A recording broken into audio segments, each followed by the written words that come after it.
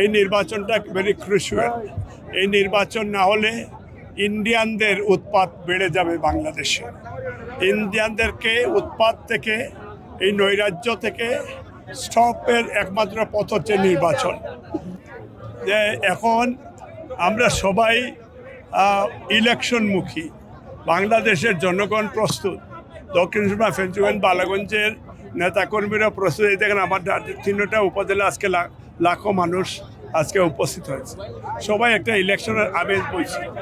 Of course এখানে আইন শৃঙ্খলা বাহিনী আর একটু এফিসিয়েন্ট হওয়া উচিত, এবং আমি মনে করি সেনাবাহিনী এখন থেকেই তফসিল ঘোষণার আগ থেকেই যদি তারে আরও বেশি করে মাঠে থাকেন, তাহলে অর্ডিনারি ভোটারদের জন্য রিল্যাক্স হয়। এখন আমি মনে করি যে আইন শৃঙ্খলা এবং প্রশাসন আর একটু কঠোর অবস্থানে থাকতে হবে, এবং স্পেশালি সাংবাদিক আপনারা যারা আছেন, এই নির্বাচনটা ভেরি ক্রুশিয়াল। এই নির্বাচন না হলে ইন্ডিয়ানদের উৎপাত বেড়ে যাবে বাংলাদেশে।